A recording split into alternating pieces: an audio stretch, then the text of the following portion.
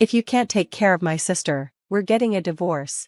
It's been 2 months since my sister-in-law, Mary, returned from overseas and started living at our house. I felt like she was taking advantage of me every day, and the stress was becoming too much. I decided to talk to my husband about it to see if we could fix the situation, but he got really angry and said he wanted a divorce. I argued that this was a drastic decision, but he wouldn't listen to me.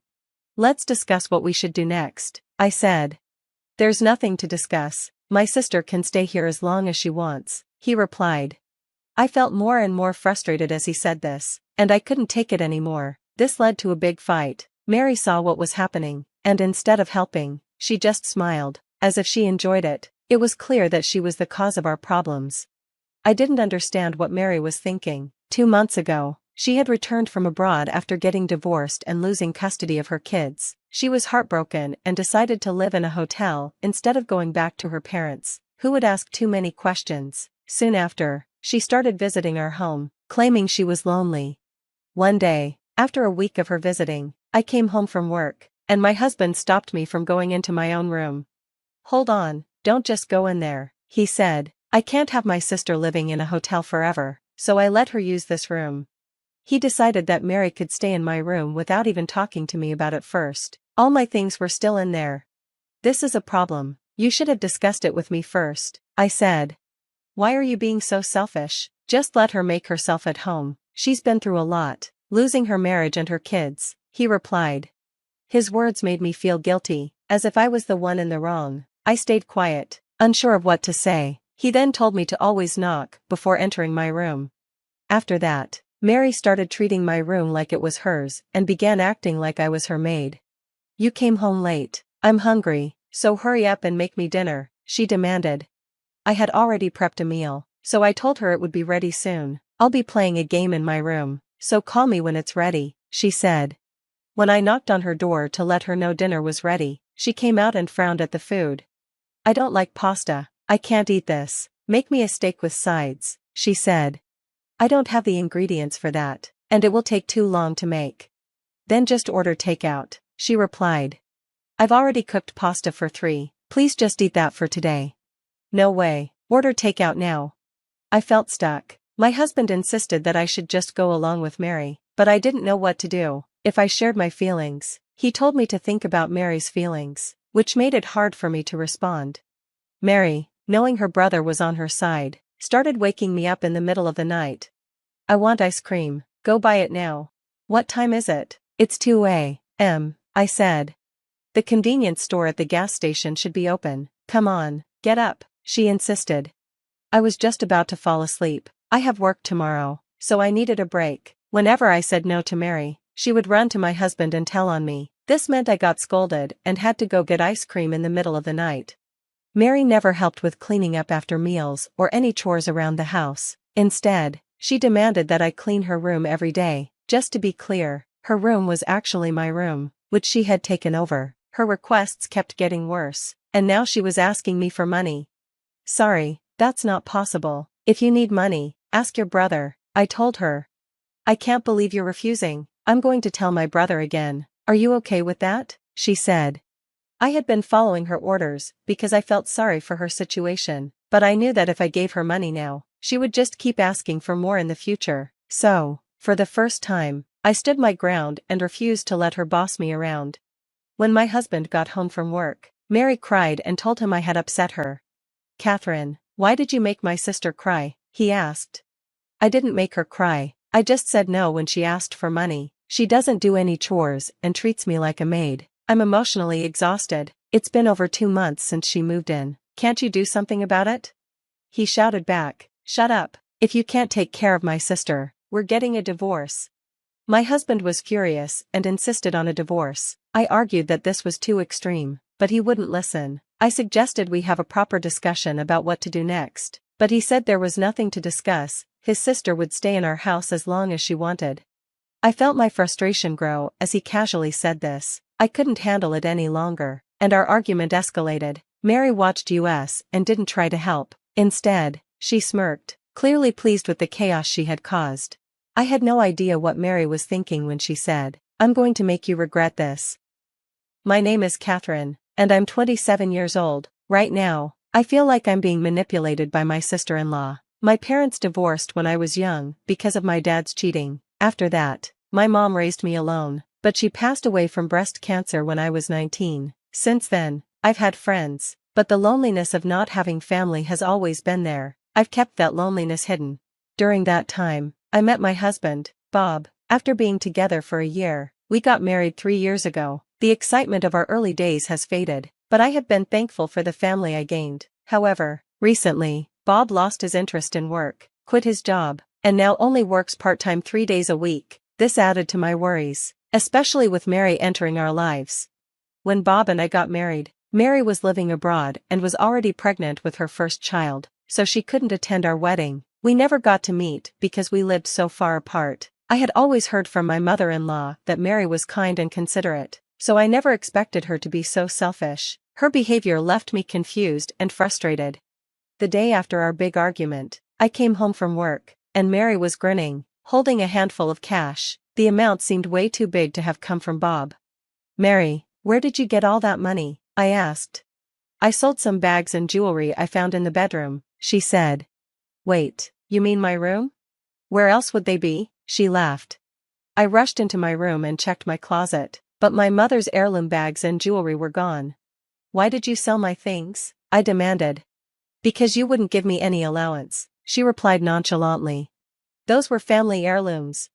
"Good, you didn't need them anymore," she said with a smirk. "That's not the point. Where did you sell them? Tell me now." "Chill out. I sold them at this place called Super Thrift Shop, but good luck getting them back."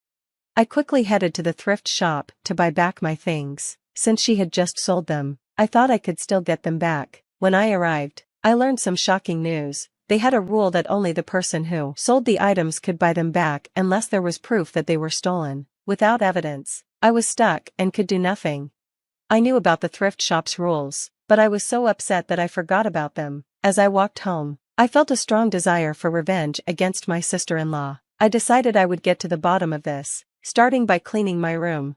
Another week passed, and I was still at the mercy of my demanding sister-in-law, putting up with my husband's anger along the way. Finally, it felt like the moment for a showdown had come. Like any other day, Mary treated me like a maid, and my patience was wearing thin. As evening approached, I ended up arguing with Bob. "I can't keep living like this. If you don't treat my sister better," I started. "Are you threatening me with divorce again?" he interrupted. "If you don't change your attitude toward Mary, I might have to," I said. Lately, it felt like Bob thought that bringing up divorce would make me stay quiet and obey him. He always looked down on me with arrogance, while Mary stood next to him, laughing. Then, the doorbell rang. I opened the door and found my mother-in-law standing there. "Long time no see, Catherine. Can I come in?" she asked. "I'm happy you came. Please come in," I replied. "Mom, why are you here?" I asked, noticing that Bob's expression darkened when he saw her. Mary didn't look happy either. She didn't even smile at the visit. I was confused about why she wasn't excited to see her own mother. "Oh, I didn't know you had a friend over," my mother-in-law said when she saw Mary. "What are you talking about? She's your daughter, isn't she?" I replied. "Oh, stop joking. Mary just had her second child. She even sent me some photos recently," my mother-in-law said, pulling out her phone. She showed me a picture of the real Mary, who was still happily married overseas. The woman in the photo looked completely different from the person claiming to be Mary standing in front of us. As the woman tried to leave the living room, my mother-in-law firmly stopped her. "Who are you?" she demanded. "Well, I am a friend," the woman stammered. "Yeah, she's my friend," Mary quickly added, but it was clear they were both panicking. That's when I revealed her true identity. "So you aren't Mary after all. I always thought it was odd. You must be Bob's mistress." "What are you talking about? Don't spout nonsense," she shouted. I couldn't let Bob deceive us any longer. I immediately showed my mother-in-law a video on my laptop that captured him and the woman getting cozy in our living room. Bob tried to grab the laptop from his mother to stop her from seeing it, but I stopped him. "What is this?" my mother-in-law asked, looking shocked. "You better have a good explanation," she warned. Bob hesitated, so I stepped in to explain everything. "This woman, who claims to be Mary, has been staying at our house for over 2 months. Bob let her live here out of pity because she went through a divorce and lost custody of her child. On top of that, She sold my mother's heirlooms at a thrift shop without my permission. The video showed this woman happily talking about how she made money selling my mother's heirlooms. She even suggested to Bob that they should go out and have fun with the money. How could she do something so awful? My mother-in-law said, looking furious. What happened to the heirlooms? She asked. They can only return them to the person who sold them, so they are currently at the thrift shop, I replied. Then, I turned to the woman, who looked very uncomfortable. You are Megan Foster, aren't you? No, you're wrong, don't make baseless accusations. Do you have any evidence? She said defensively. It's pointless to pretend you're innocent. You may not know, but I'm the manager of the super thrift shop, I said. Huh? I didn't see you there, she stammered. I wasn't at the shop when the heirlooms were sold because I was at a meeting at headquarters. As the manager, I can verify the ID of the person who sold the items, I explained. I realized that the woman was not my sister-in-law, but I didn't have enough proof. I worried she might come up with excuses, so I made a plan. My mother-in-law had been wanting to see a performance by her favorite artist, so I decided to buy tickets for her. The plan was to invite her to pick up the tickets and stay the night so she wouldn't have to travel back home right after. She was thrilled, and that's how we ended up in this situation. I'm sorry for making you come here without telling you the truth, I said.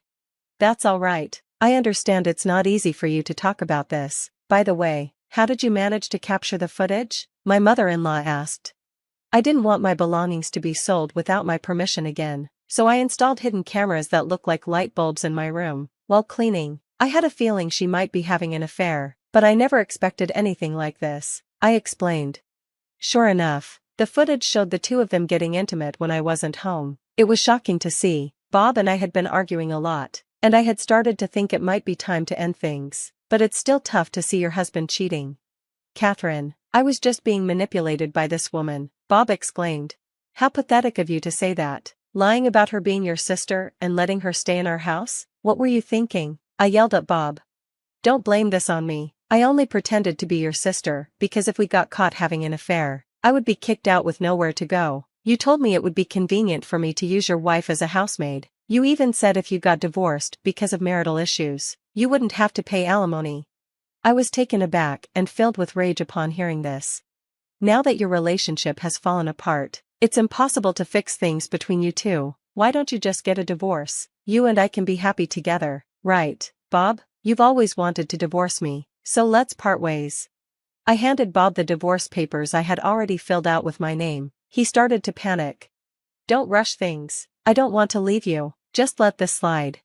Seeing Bob begging on his knees was pathetic. His mistress, looking teary-eyed, said, You won't abandon me, will you? I have nowhere else to go if you kick me out of here.